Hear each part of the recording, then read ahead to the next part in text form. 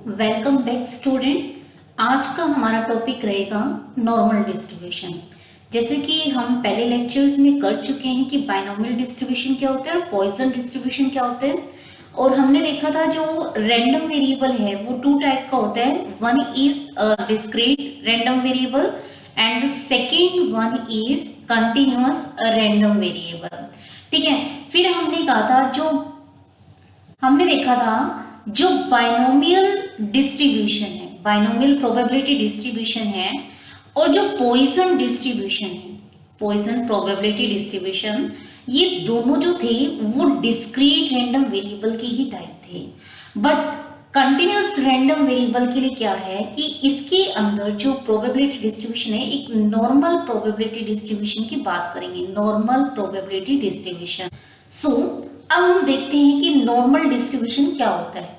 तो normal distribution, सबसे पहले नॉर्मल डिस्ट्रीब्यूशन के लिए आपको एक कंटिन्यूअस रैंडम वेरिएबल चाहिए। तो x मान लिया कैसा रैंडम वेरिएबल है, this is continuous random variable. अब हमें ये पता है कि जो कंटिन्यूअस रैंडम वेरिएबल है उसके केस में जो प्रोबेबिलिटी डिस्ट्रीब्यूशन होता है दैट इज पीडीएफ। तो ये हो गया पीडीएफ। फिर हमने पीडीएफ के लेक्चर में देखा था कि हम हिस्टोग्राम से क्या बना सकते हैं, कर्व को ट्रेस कर सकते हैं। जितने ज्यादा आप उसको रेक्टेंगल्स में तोड़ रहे थे उतनी ज्यादा बेटर अप्रोक्सीमेशन आ रही थी कर्व की। तो नॉर्मल डिस्ट्रीब्यूशन के लिए पहले इसकी हम कुछ प्रॉपर्टीज देखेंगे। तो सबसे पहले इसकी प्रॉपर्टीज देखते हैं कि क्या है। तो प्रॉपर्टीज में क्या कहता है कि जो भी कर्व आपकी ट्रेस होगी वो जो है बेल शेप्ड में होनी चाहिए। The curve is bell shaped में होनी चाहिए and is symmetrical about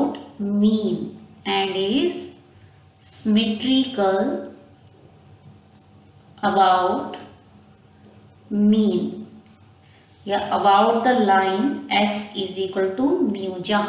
जहां x की वैल्यू मीन के बराबर हो जाए उस लाइन के अबाउट जो कर्व बनेगी, जो बेल शेप्ड कर्व बनेगी, वो क्या होनी चाहिए, सिमेट्रिकल होनी चाहिए। मतलब क्या हुआ, suppose this is x axis and this is y axis, suppose, ठीक है। और ये मान लिया कि मीन है, यहाँ पर x की वैल्यू कितनी है, म्यू। तो इस लाइन को हमने ड्रॉ कर लिया। तो ये लाइन सपोज कुछ इस तरीके से आ रही है, और जो कर्व है, कर्व बेल शेप्ड में होनी चाहिए, तो बेल शेप्ड होगी। ठीक है, फिर क्या कह रहे हैं, जो कर्व है वो इस लाइन के मतलब मीन के अबाउट सिमेट्रिक होने चाहिए। तो सिमेट्रिकल का मीनिंग क्या है, जितना एरिया कर्व के बीच में और एक्स एक्सिस के बीच में बाउंड हो रहा है मीन के राइट साइड में, उतना ही एरिया मीन के क्या होना चाहिए, लेफ्ट साइड में। मतलब आप इस कर्व को इस लाइन के अबाउट काटोगे, x is equal to mu line के अबाउट काटोगे, तो जो कर्व्स है वो एक दूसरे को क्या करेंगे, सुपर इम्पोज करेंगे। मतलब ये एक दूसरे की कह सकते हैं, ये एक दूसरे की क्या होगी, मिरर इमेज होगी। तो पहली प्रॉपर्टी नॉर्मल डिस्ट्रीब्यूशन के लिए क्या बोलते हैं, जो कर्व है वो बेल शेप्ड होनी चाहिए प्लस वो सिमेट्रिकल होनी चाहिए about the line mu. Now the second is the area bounded by the curve and x-axis is 1। अब हमें ये पता है कि जो पीडीएफ है, पीडीएफ के लिए क्या होना चाहिए, अगर एक पीडीएफ है तो पीडीएफ का लिए क्या होता है कि जो टोटल एरिया है अंडर द कर्व वो कितना होना चाहिए, 1 होना चाहिए। तो ये सेकंड प्रॉपर्टी, वैसे भी इन जनरली जो है this is property of PDF. और जो थर्ड है, अगर आप बाउंड्स के बीच में निकालो, मतलब x is equal to, suppose this is line x is equal to a and suppose this is line x is equal to कितनी हो गई, b होगी। तो एरिया जो होगा इस रीजन के अंदर वो किसके बराबर हो जाएगा, this is equal to a to b integration of PDF हो जाएगा। Next one is fourth point, क्या कहता है कि नॉर्मल डिस्ट्रीब्यूशन के केस में मीन, मीडियन, मोड इक्वल होते हैं। Mean, median and mode coincides.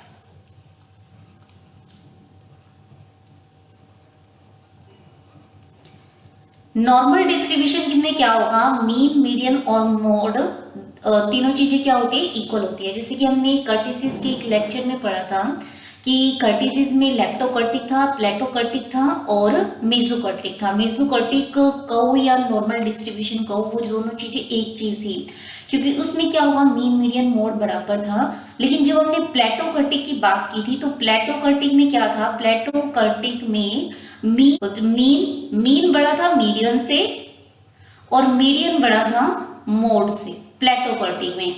और नेक्स्ट थी लैप्टोकर्टिक। लैप्टोकर्टिक ये जो था ज्यादा फ्लैट होता था, प्लेटोकर्टिक में कहते थे कि ज्यादा फ्लैट होता है। और जब फ्लैट ना हो, मतलब जितनी ज्यादा उसकी ये जो है पीकनेस हो, तो उसे हम कह रहे थे लैप्टोकर्टिक। तो लैप्टोकर्टिक में क्या था, लैप्टोकर्टिक में ये जो ऑर्डर है वो चेंज हो जाता था, मतलब मोड ज्यादा हो जाता था मीडियन से और मीडियन ज्यादा होता था किससे, मीन से। ठीक है, लेकिन नॉर्मल कहो या मेसोकर्टिक कहो, उस केस में क्या होता है, मीन मीडियन और मोड जो है वो तीनों चीजें क्या होती है, बराबर होती है। तो this is the fourth property of normal distribution. Now next one is, क्या कह रहे हैं कि मीन पर आपको क्या मिल रहा है, मैक्सिमा मिल रहा है। मीन कहो, मीडियन कहो या मोड कहो in case of normal distribution as these are equals. तो मान लो ये है x is equal to mu और जो कर्व है वो इस तरीके से आ रही है, बेल शेप्ड में है। ठीक है, जो म्यू है वो क्या होगा, मैक्सिमा होगा। मतलब मैक्सिमा कब बनता है, जब आपकी कर्व है वो इंक्रीजिंग टू डिक्रीज जा रही है, इंक्रीजिंग टू डिक्रीजिंग। ठीक है, यहाँ पर आप देख सकते हो जैसे जैसे x बढ़ रहा है, जैसे जैसे x बढ़ेगा, मान लो सपोज दिस इज यहाँ पर सपोज ओरिजिन है, जैसे जैसे x बढ़ रहा है वैसे भी क्या हो रहा है, y बढ़ता जा रहा है, यानी ये फंक्शन क्या होता जा रहा है, इंक्रीज होता जा रहा है। लेकिन मीन के हम राइट साइड की बात करें तो जैसे जैसे x बढ़ रहा है ये y की वैल्यू क्या होती जा रही है, कम होती जा रही है। ठीक है, तो यहाँ पर क्या हो रहा है, ये डिक्रीज हो रहा है। तो इंक्रीजिंग से डिक्रीजिंग की तरफ जा रहा है, किसके अबाउट, मीन के अबाउट, यानी मीन जो है वो मैक्सिमा का काम कर रहा है। नेक्स्ट प्रॉपर्टी है सिक्स प्रॉपर्टी। सिक्स प्रॉपर्टी क्या कह रही है, जो एक्स एक्सिस है वो किसका काम करेगी, असमटोट का। X axis is an asymptote, asymptote. ठीक है, हम पढ़ चुके हैं कि असमटोट क्या है, मतलब ये जो कर्व है वो एक्स एक्सिस को धीरे धीरे अप्रोच करने की क्या कर रही है, कोशिश कर रही है। जैसे जैसे एक्स माइनस इंफिनिटी की तरफ जा रहा है तो ये एक्स एक्सिस को टच करने की कोशिश कर रही है। जैसे जैसे एक्स प्लस इंफिनिटी की तरफ जा रहा है वैसे वैसे क्या हो रही है, कर्व एक्स एक्सिस को टच करने की ट्राई कर रही है। मतलब जो एक्स एक्सिस है वो इस कर्व के लिए असमटोट का काम कर रही है। सेवंथ प्रॉपर्टी है, तो सेवंथ प्रॉपर्टी क्या कह रही है, ये जो लाइन है this is x is equal to mu, आप म्यू नोट डाउन कर लो, देन सिग्मा, सिग्मा मतलब स्टैंडर्ड डेविएशन नोट डाउन करो, और एक तो नोट डाउन कर लो म्यू माइनस सिग्मा कितना है और एक म्यू प्लस सिग्मा कितना है। देन आप म्यू माइनस 2 सिग्मा और म्यू प्लस 2 सिग्मा यहां नोट डाउन करो। फिर हो गया mu plus 3 sigma, mu minus 3 sigma and mu plus 3 sigma. ठीक है, अब क्या कह रहे हैं, जो म्यू माइनस सिग्मा है लाइन और जो लाइन है म्यू प्लस सिग्मा, तो जो ये एरिया आ रहा है कर्व के बीच में और इस रीजन के बीच में, ये टोटल एरिया का कितना परसेंट कवर करेगी, 68.27% कवर कर लेगी। ठीक है, यानी म्यू माइनस सिग्मा से लेकर के mu plus sigma total area का 68.27% एरिया इसके अंदर आएगा। ठीक है, और म्यू माइनस 2 सिग्मा से लेकर के म्यू प्लस 2 सिग्मा, यानी ये वाला एरिया हो गया। ठीक है, तो म्यू माइनस 2 सिग्मा से लेकर के म्यू प्लस 2 सिग्मा वो टोटल एरिया का 95.45% कवर करेगी। That is mu minus 2 sigma से लेकर के म्यू प्लस 2 सिग्मा, ये कितना एरिया हो गया, 95.45% हो गया।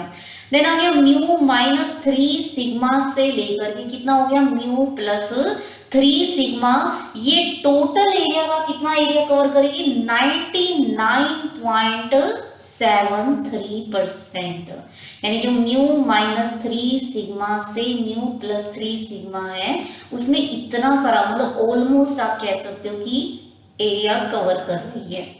ठीक है, तो ये थी कुछ properties related to normal distribution. Normal distribution जो है एक तो बेल शेप में होगी, जो भी आप कर्व ट्रेस करोगे, जैसे हमने पिछले लेक्चर में भी कर चुके हैं कि हिस्टोग्राम से हम पीडीएफ के थ्रू आप क्या कर सकते हो, कर्व ट्रेस कर सकते हो। जितना ज्यादा आप उसको रेक्टेंगल्स में तोड़ रहे हो उतनी ज्यादा बेस्ट अप्रोक्सीमेशन आपको मिल रही है कर्व की। तो सेकेंड वन क्या कहते हैं, जो एक्स एक्सिस है वो असमटोट का काम करेगी, और थर्ड वन ये जो मीन मीडियन मोड है इस केस में क्या हो जाएंगे, इक्वल हो जाएंगे। और फिर क्या कह रहे हैं कि जो x is equal to mu है वो किसका काम करेगा, दिस इज मैक्सिमा। ठीक है, अब हम देखते हैं कि नॉर्मल डिस्ट्रीब्यूशन के केस में पीडीएफ क्या होती है। तो नॉर्मल डिस्ट्रीब्यूशन के लिए क्या कहते हैं, normal distribution this is a continuous probability distribution. हम पहले पढ़ चुके हैं, जो आपका रैंडम वेरिएबल है इस केस में वो कंटिन्यूअस चाहिए। और ये लिमिटिंग केस ही होता है हालांकि इसका बाइनोमियल डिस्ट्रीब्यूशन का। कैसे लिमिटिंग केस है, एक तो जो नंबर ऑफ ट्रायल्स है वो क्या होने चाहिए, वेरी लार्ज, यानी एन जो है नंबर ऑफ एक्सपेरिमेंट जो है वो लगभग इंफिनिटी को अप्रोच करने चाहिए। And second one is success होने के चांसेस और फेल्योर होने के चांसेस वो बहुत स्मॉल नहीं होने चाहिए, neither P nor Q R small. ठीक है, तो पॉइसन भी तो क्या था, बाइनोमियल डिस्ट्रीब्यूशन का ही लिमिटिंग केस था। उसके लिए भी क्या चाहिए था कि जो नंबर ऑफ ट्रायल्स है वो बहुत ज्यादा होनी चाहिए, यानी एन इंफिनिटी की तरफ अप्रोच करना चाहिए।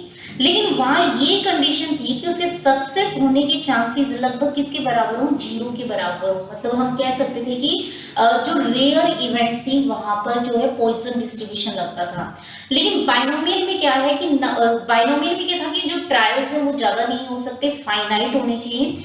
लेकिन नॉर्मल में क्या है कि नॉर्मल में ट्रायल्स भी आपको इनफाइनाइट चाहिए, प्लस जो है वो रेयर इवेंट नहीं होनी चाहिए, मतलब उसके सक्सेस होने के चांसेस या फेल्योर होने के चांसेस स्मॉल नहीं होने चाहिए। ठीक है, अब इस केस में जो नॉर्मल डिस्ट्रीब्यूशन है, नॉर्मल डिस्ट्रीब्यूशन के केस में जो पीडीएफ होगी fx is equal to 1 by में sigma root 2 pi e raise to the power minus में half x minus mu by में सिग्मा का स्क्वायर माइनस इंफिनिटी से लेकर के x इंफिनिटी के बीच में है। मतलब कह रहे हैं कि x कोई भी क्या ले लिया, रियल नंबर है, x रियल नंबर है। तो इस केस में जो पीडीएफ है, पीडीएफ किसके बराबर है, 1 बाय में sigma root 2 pi e raise to power minus half x minus में म्यू बाय सिग्मा का होल स्क्वायर। अगर आप ये पीडीएफ ले लोगे तो उस केस में जो डिस्ट्रीब्यूशन होगा दैट इज नॉर्मल डिस्ट्रीब्यूशन होगा। ठीक है, जहां म्यू जो है मीन का काम कर रहा है और जो सिग्मा है वो क्या काम कर रहा है, स्टैंडर्ड डेविएशन का। अब जब भी हम न्यूमेरिकल पोर्शन करते हैं तो न्यूमेरिकल पोर्शन के लिए हमें चाहिए होता है standard normal distribution. Next is standard normal distribution.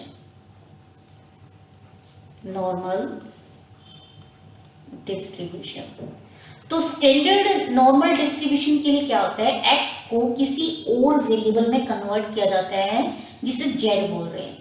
तो z की वैल्यू होती है x minus mu by sigma, यानी जो काम x कर रहा था अब उसकी जगह कौन काम करेगा, z काम करेगा। तो इस केस में जो पीडीएफ होगी, पीडीएफ किसका फंक्शन आ जाएगी, z का फंक्शन आ जाएगी, और वो किसके बराबर हो जाएगी, 1 बाय में कितना था आपका, यहाँ था दिस इज इक्वल टू, यहां से आप देख सकते हो fx is equal to 1 by में sigma root 2 pi e raise to the power minus 1 by 2 x minus में म्यू बाय में सिग्मा का स्क्वायर। तो इसे हम लिख सकते हैं 1 बाय में root 2 pi e raise to the power minus में हाफ इनटू में क्या हो गया जेड स्क्वायर। अब जो सिग्मा है यहाँ स्टैंडर्ड नॉर्मल डिस्ट्रीब्यूशन में सिग्मा कितना होता है 1 होता है और म्यू कितना होता है 0 होता है, क्योंकि जैसे ही x आपका जो x है अगर मीन के बराबर हो जाए तो z कितना हो जाएगा 0 हो जाएगा। ठीक है, अगर x जो है सिग्मा प्लस म्यू का काम कर रहा है तो z कितना हो जाएगा 1 हो जाएगा। अब आप देखो इसको इसके साथ कंपेयर करो, इसको इसके साथ कंपेयर करेंगे तो यहाँ x है, x की जगह z आ गया टाइप से हम देखें तो, और म्यू की जगह 0 आ गया और सिग्मा की जगह 1 आ गया। मतलब इसको जेड स्क्वायर को हम कुछ इस तरीके से लिख सकते हैं जेड माइनस 0/1 का होल स्क्वायर हो गया। यानी इस केस में स्टैंडर्ड नॉर्मल डिस्ट्रीब्यूशन के केस में जो मीन है वो 0 होता है और स्टैंडर्ड डेविएशन कितना होता है 1 होता है। नॉर्मल डिस्ट्रीब्यूशन को जनरली हम डिनोट करते हैं म्यू सिग्मा से, यानी इसके लिए दो पैरामीटर होते हैं, एक तो म्यू पता होना चाहिए और एक सिग्मा पता होना चाहिए। लेकिन स्टैंडर्ड नॉर्मल डिस्ट्रीब्यूशन को आप 0 1 से रिप्रेजेंट करोगे क्योंकि इस केस में मीन जो है वो 0 आ जाएगा और जो सिग्मा है दैट इज स्टैंडर्ड डेविएशन है वो कितना हो जाएगा 1 हो जाएगा। ये पता है कि यहाँ इसका जो मीन है, मीन कितना है 0 है, यानी इसका मतलब क्या हुआ स्टैंडर्ड नॉर्मल कर्व जो है वो ओरिजिन के अबाउट ही क्या होगी सिमेट्रिकल होगी, क्योंकि नॉर्मल डिस्ट्रीब्यूशन के लिए क्या होता है कि इनके अबाउट क्या होती है सिमेट्रिकल होती है और मीन जो है वो क्या है 0 है, तो 0 है इसका मतलब ये ओरिजिन के अबाउट सिमेट्रिकल होगी। मतलब जितना एरिया 0 के लेफ्ट में होगा, 0 के लेफ्ट में होगा उतना ही एरिया कितना होगा 0 के राइट में, और टोटल एरिया कितना होता है 1 होता है, यानी 0 के राइट में भी उसका आधा एरिया यानी 50% एरिया 0 के लेफ्ट में है और 50% एरिया जो है वो 0 के राइट में है।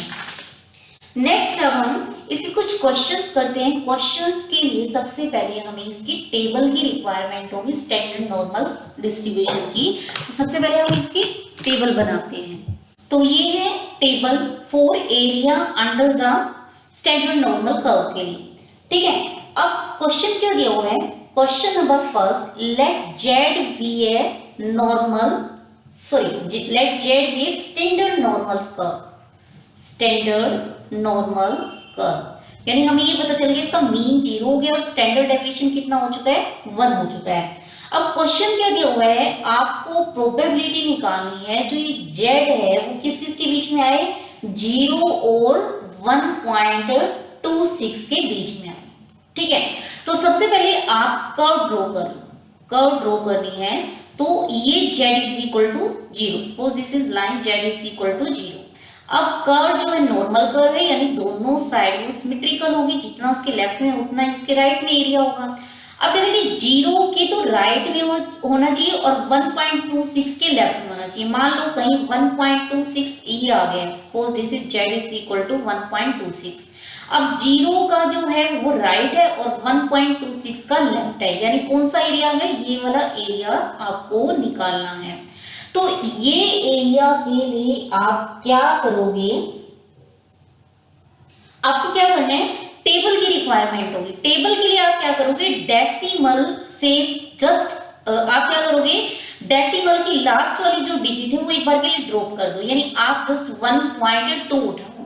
तो 1.2 को आप रो में देखो, तो 1.2 को रो में देखना है। किसकी रो में देखना है, इसकी जो लास्ट वाली डिजिट है, मतलब कौन है 6, यानी 1.2 को 6 की कॉलम में देखना है। 6 को यहाँ 0.06 काम कर रहा है, तो 1.2 को 0.06 की कॉलम में देखो कितना हो गया आपको 1.2 चाहिए।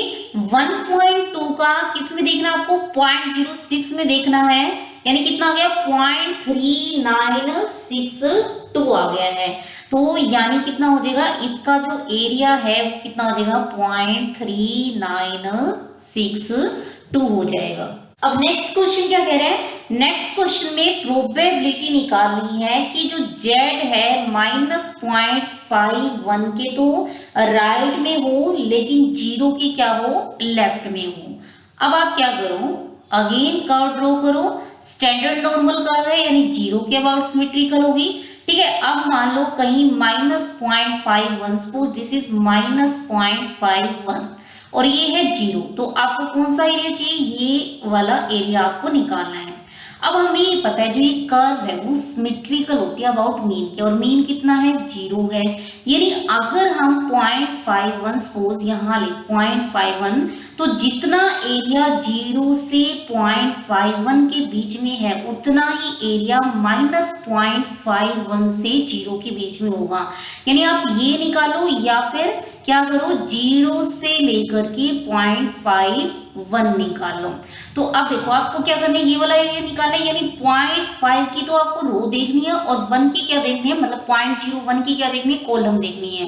तो 0.5 की रो देखनी है और 0.01 की कॉलम देखनी है। आई थिंक ये हो गया 0.1950, तो ये हो गया 0.1950, ये इसका आंसर आ गया है। Now the third one is probability Z is greater than equal to 1.32।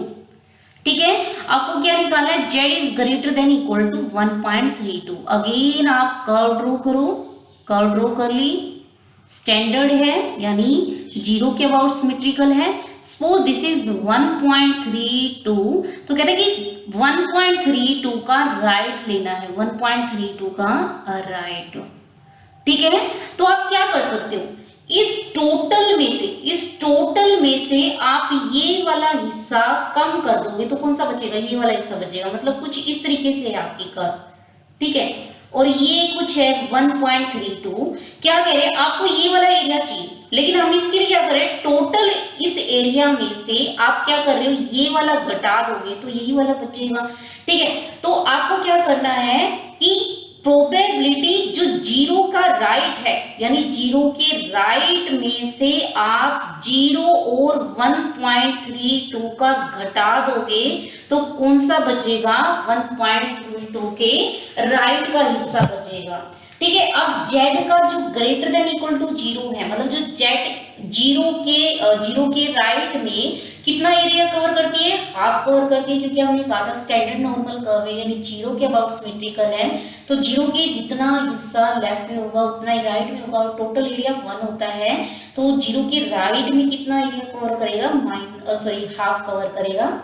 ठीक है, अब 0 और 1.32 का कैसे निकालोगे, 1.3 की आप क्या देखोगे, रो, और 0.02 की कॉलम। अब आप देखो 1.3 की तो आपको रो देखनी है, और किसकी कॉलम देखनी थी आपको, 0.02 की, 1.3 की और 0.02। आई थिंक क्या है, दिस इज 0.4066।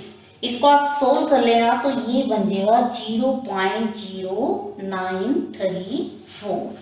नेक्स्ट एग्जांपल है, नेक्स्ट में क्या कह रहे हैं, probability such that z is greater than equal to -1.34। तो सबसे पहले आप क्या करोगे, कर्व ड्रॉ करोगे।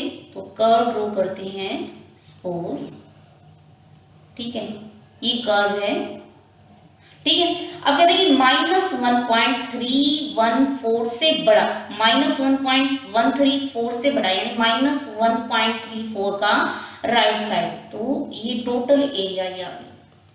तो इसको हम ऐसे लिख सकते हैं कि आप -1.34 से 0 निकालो और 0 का क्या करो, राइट निकालो। यानी इसको हम लिख सकते हैं -1.34 से 0 का, और 0 से लेकर के आप क्या कर सकते हो, 0 का राइट साइड ले सकते हो। 0 का राइट हमें पता है 1/2, दैट इज 0.1। अब हमें ये पता है कि -1.34 से 0 में जितना एरिया है उतना ही एरिया 0 से लेकर के 1.34 में होगा। तो इसको हम लिख सकते हैं 0 से लेकर के 1.34। अब आपको क्या करना है, 1.3 की रो देखनी है और 0.04 की कॉलम। 1.3 की रो देखनी है और 0.04 की कॉलम। दिस इज 0.4099 है, 0.49 सॉरी 0.4099 प्लस में 0.5। आप इसको सोल्व कर सकते हो, कितना आ जाएगा 0.9099 आ जाएगा।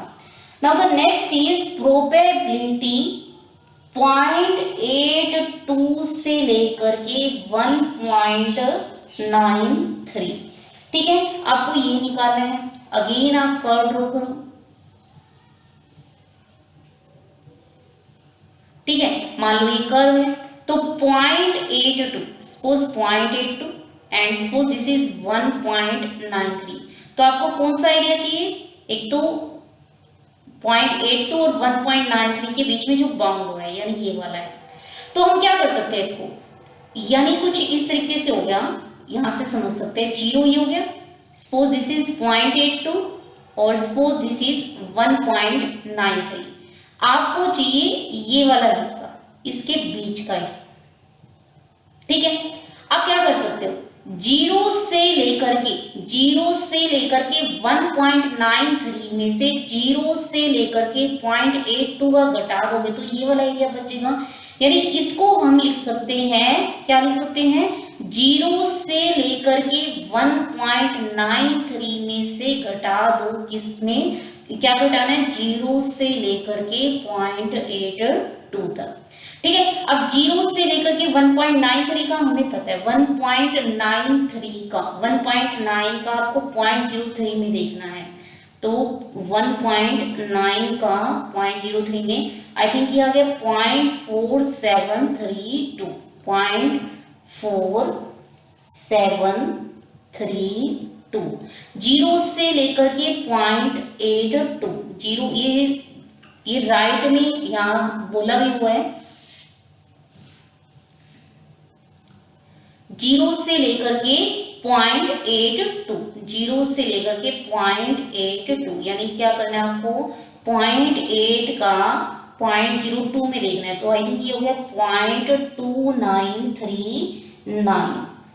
सो दिस इज 0.2939। तो ये आ गया 0.1793। ठीक है, नेक्स्ट दिया हुआ है probability of mod Z is less than equal to 0.6। Mod जो है लेस देन इक्वल टू 0.6 आना चाहिए। इसका मीनिंग क्या होता है, यानी जेड की वैल्यू -0.6 से लेकर के 0.6 के बीच में है, यानी कुछ ही हो गया, ये 0 है, ये -0.6 है, ये 0.6 है। आपको ये एरिया निकालना है, लेकिन जितना 0 से -0.06 से 0 होगा उतना ही 0 से लेकर के 0.6 होगा, यानी 2 टाइम्स ऑफ 0 से लेकर के आप लिख सकते हैं इसको 0.6। अब आप क्या करोगे, 0.6 का 0 में देखोगे, 0.6 का 0 में तो कितना हो गया, 0.2257, 2257। इसको आप सोल्व कर सकते हो। नेक्स्ट है नेक्स्ट दिया हुआ है probability mod Z -1 is less than equal to 0.6। इसका मतलब क्या हो गया, प्रोबेबिलिटी -0.6 से लेकर के कितनी होगी, जेड -1 की वैल्यू इसके बीच में लाइक कर दी। तो तीनों साइड आप क्या कर दो, 1 ऐड कर दो। This is 1 -0.6 less than equal to Z, this is कितना हो गया 1.6 हो जाएगा, यानी ये हो जाएगा 0.4 और ये हो जाएगा 1.6। तो इसके लिए आप क्या करोगे, मान लो ये 0 है, दिस इज 0.4 और 1.6। आपको 0.4 से 1.6 चाहिए, तो आप तो आप क्या करोगे, 0 से लेकर के 1.6 में से आप क्या घटा दो, 0 से लेकर के यहाँ जेड आएगा, 0 से लेकर के 0.4 का घटा दो। तो ये भी निकाल सकते हो आप, ये भी निकाल सकते हो, इजीली आप इसको सोल्व कर सकते हो। सोल्व करने के बाद इसकी वैल्यू कुछ आ जाएगी 0.2898।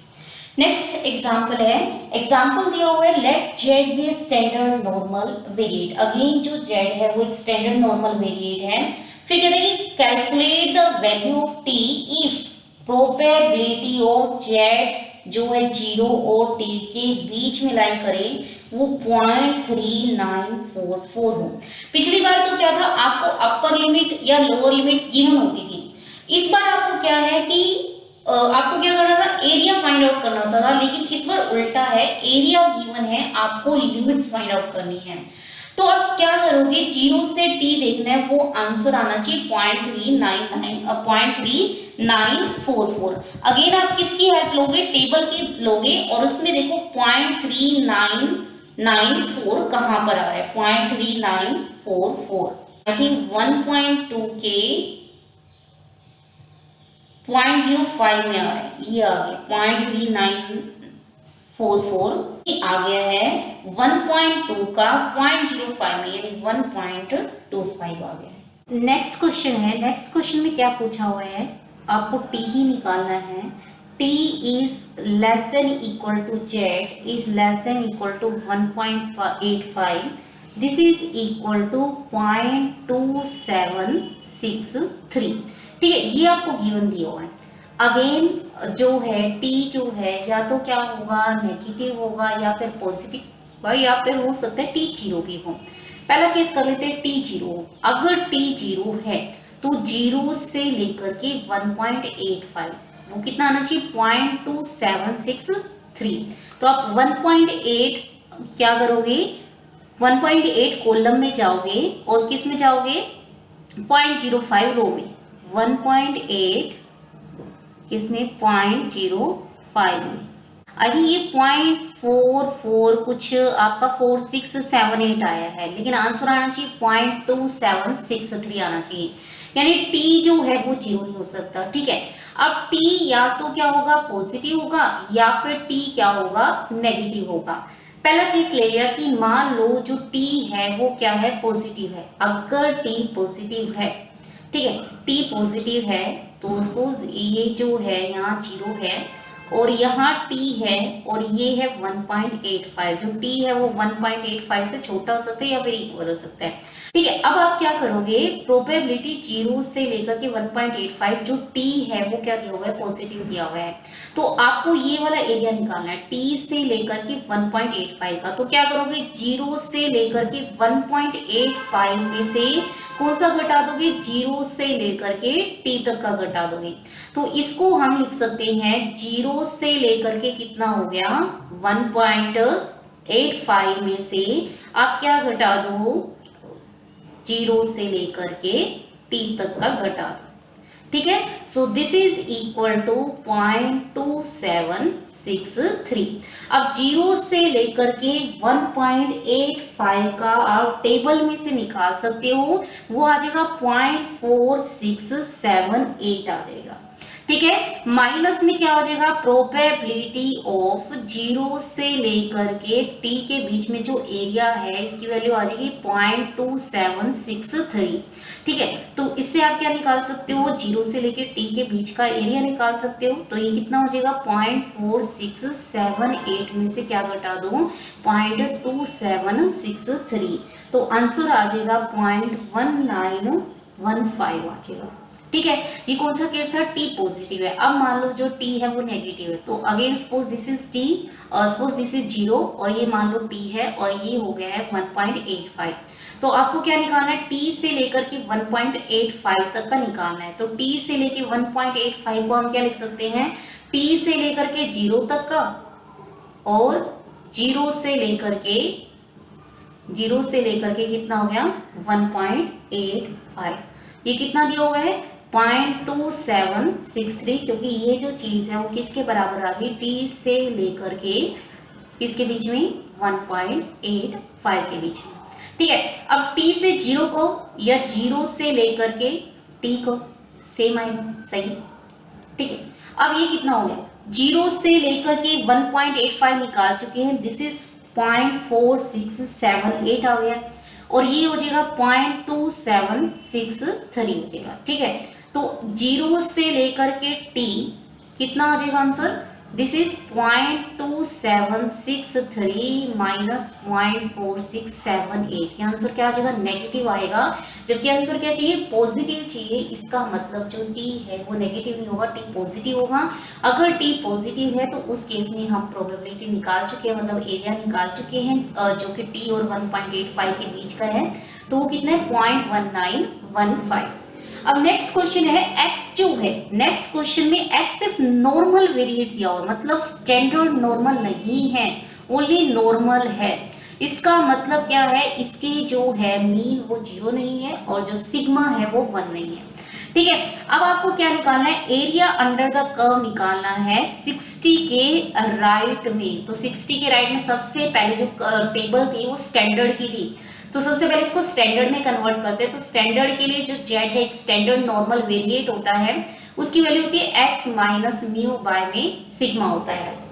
ठीक है, म्यू भी गिवन होना चाहिए यानी सिग्मा भी गिवन होना चाहिए। तो क्वेश्चन में क्या कह रहे हैं, x नॉर्मल वेरिएट है और इसका मीन दिया हुआ है 50 और जो स्टैंडर्ड डेविएशन है वो कितनी दी हुई है, 8 दी हुई है। ठीक है, अब आपको 60 के राइट का एरिया निकालना है। तो x हो गया माइनस में म्यू, म्यू कितना हो गया, 50 हो गया, बाय में sigma, this is equal to कितना हो गया, 8 हो गया। ठीक है, ये चीज हो गई। अब 60 के राइट में, 60 के राइट में मतलब एक साइड कह सकते हैं 60 माइनस 50 बाय में 8 यानी 10 by 8, this is equal to 1.25 यानी 1.25 के राइट में इसे बोल सकते हैं। ठीक है, क्योंकि x greater than equal to 60 है तो माइनस करो 1.25 का राइट साइड निकाल लो, आंसर सेम आएगा। तो ये हो गया 0 और ये हो जाएगा 1.25।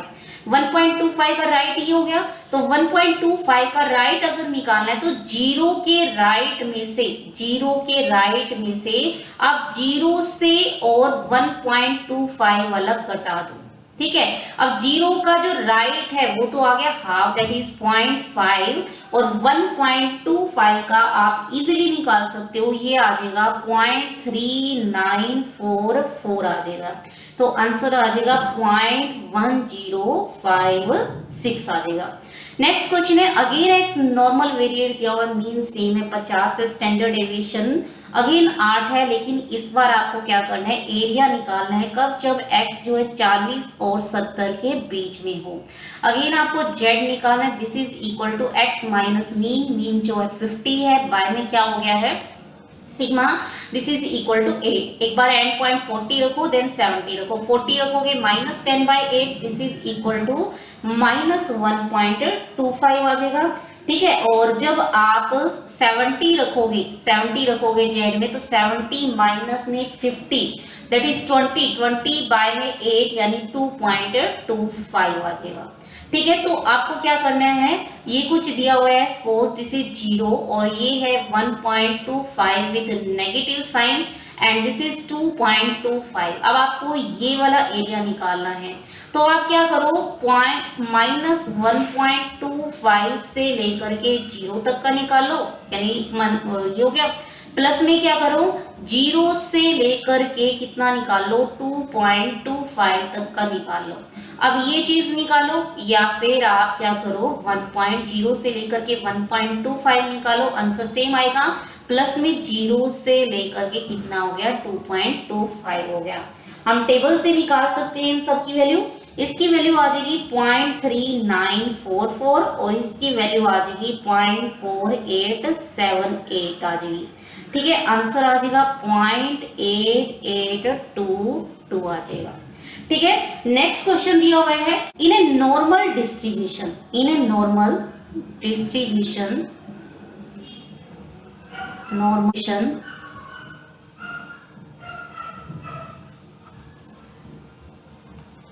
31% of the items are under 45, 31% of items are under 45 and 8% are over 64. Find the mean and standard deviation. तो क्वेश्चन क्या कह रहे हैं, सबसे पहले नॉर्मल डिस्ट्रीब्यूशन है यानी स्टैंडर्ड नहीं है। ठीक है, अब कहते हैं कि 31% जो है आइटम्स का वो 45 के नीचे है, मतलब 45 के राइट में है, मतलब x 45 से लेस है, मतलब सॉरी अंडर 45 है, मतलब 45 के लेफ्ट में है, यानी 45 के लेफ्ट में कितने 31%, मतलब 31 बाय में 100 दैट इज 0.31 हो गया है। अब कहते हैं कि ओवर 64 यानी 64 के राइट में, 64 के राइट में उसका कितना परसेंट है 8%, दैट इज 0.08। अब आपको क्या निकालना है, म्यू निकालना है और सिग्मा निकालना है। म्यू और सिग्मा के लिए आपको क्या करना है, सबसे पहले इसको स्टैंडर्ड में कन्वर्ट करना है। तो Z1 हमने ले लिया x माइनस में z ले लिया x माइनस म्यू बाय में सिग्मा ले लिया, और एक ले लिया हमने मतलब करेस्पॉन्डिंग टू 45 ले लो, उसको मान लो Z1 है, और करेस्पॉन्डिंग टू 64 आप मान लो Z2 है। ठीक है, x 45 यानी 45 माइनस में मीन तो आपको निकालना ही है, बाय में सिग्मा हो गया, और Z2 हो गया 64 माइनस में म्यू बाय में सिग्मा हो गया। ठीक है, हुए p x is less than 45 this is equal to 0.31। इसका मतलब क्या हो गया, p z is less than 45 minus में क्या हो गया है, माइनस में म्यू बाय सिग्मा, वो भी कितना हो गया 0.31 हो गया है। सही है, इसकी वैल्यू क्या मानी हुई थी हमने Z1, यानी Z1 के p z less than Z1 ये आ गया है 0.31 आ गया है। ठीक है, अब Z1 है, Z1 जो है Z1 suppose this is 0 and suppose this is Z1। ठीक है, अब Z less than Z1, Z जो है Z1 से लेस है, मतलब Z1 का लेफ्ट, तो Z1 का लेफ्ट से क्या लिख सकते हैं 0 का लेफ्ट। ठीक है, 0 का लेफ्ट प्लस 0 से लेकर के Z1 हो गया, ये आंसर आ जाएगा 0 से लेकर के Z1 हो गया, ये हो गया 0.31 हो गया। अब 0 के लेफ्ट में तो कितने 0.5 है, और प्लस में क्या होगा, ये कब आएगा जब Z1 जो है 0 के राइट में होगा, मतलब Z1 जो है पॉजिटिव होगा। तो ये हो गया p 0 less than z less than equal to Z1 this is equal to 0.31, यानी आप प्रोबेबिलिटी निकालोगे तो कितनी आ जाएगी, p 0 less than z less than Z1 this is equal to 0.31 minus में 0.5, ये क्या आ जाएगा नेगेटिव आ जाएगा। इसका मतलब Z1 जो है वो पॉजिटिव नहीं हो सकता, यानी Z1 को क्या होना चाहिए नेगेटिव होना चाहिए, यानी Z1 अगर नेगेटिव है तो ये Z1 हो गया, ये 0 हो गया। अब आपको किसकी प्रोबेबिलिटी निकालनी थी, Z less than Z1 this is 0.31। अब Z Z1 से छोटा है, ये हो गया, तो आप क्या करो 0 के लेफ्ट में से आप 0 से Z1 से लेकर के 0 तक का इसमें से घटा दो। ठीक है, तो ये तो हो गया 0.5 माइनस में हो जाएगा 0.31, और ये क्या हो जाएगा 0 से Z1 से लेकर के 0 तक आ जाएगा। ठीक है, 0.5 माइनस में 0.31, इसको आप सोल्व करोगे तो ये आ जाएगा 0.19, this is equal to Z1 से लेकर के 0 आएगा। अब जितना Z1 से 0 आएगा उतना ही तो 0 से लेकर के माइनस Z1 आएगा। सही है, Z1 नेगेटिव है, माइनस Z1 क्या हो जाएगा पॉजिटिव हो जाएगा, तो जितना इधर होगा उतना इधर होगा। अब आपको पॉजिटिव वाला एरिया दिया हुआ था, मतलब 0 के राइट की जो 0 का राइट है उसी के रिस्पेक्ट में जो टेबल है वो बनाई गई है। तो अब आपको देखना है कि 0.19 जो है किसके करेस्पॉन्डिंग आप आ रहा है, उससे आपकी किसकी वैल्यू आ जाएगी Z1 की वैल्यू आ जाएगी। तो 0.19 देखो आप किसके करेस्पॉन्डिंग वैल्यू आ रही है, तो 0.1915 मतलब नियरली आप कह सकते हो किसकी आ रही है 0.5 की आ रही है। ठीक है, मतलब आप और टेबल देखोगे उसमें और वैल्यूज होंगी। ठीक है, उसके अकॉर्डिंग आप बना सकते हो। तो यानी कह सकते हैं कि 0.5 जो है 0.00 की कॉलम में 0.195 के नजदीक है। बाकी आप और भी चेक कर सकते हो। तो इसका आंसर आ जाएगा, यानी जो माइनस Z1 है, माइनस का Z1 वो आ जाएगा, दिस इज इक्वल टू 0.5 आ जाएगा। ठीक है, माइनस Z1 कितना था 45 minus mu by sigma is equal to 0.5 हो गया। ठीक है, अब आप इसको इजीली सोल्व कर सकते हो।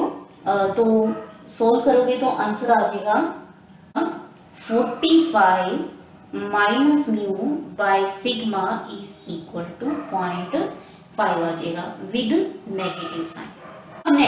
नेक्स्ट क्या था, प्रोबेबिलिटी x जो है 64 से बड़ा हो, चांसेस कितने थे 8%, दैट इज 0.08 दिया हुआ था, 0.08 दिया हुआ था। अब x की जगह कितना आ गया था, z इज ग्रेटर देन 64 की जगह कितना आ गया था 64 minus mu by sigma this is equal to 0.08, यानी क्या हो गया, प्रोबेबिलिटी z ग्रेटर देन, इसको हमने नाम दिया था z2, this is equal to 0.08 हो गया है।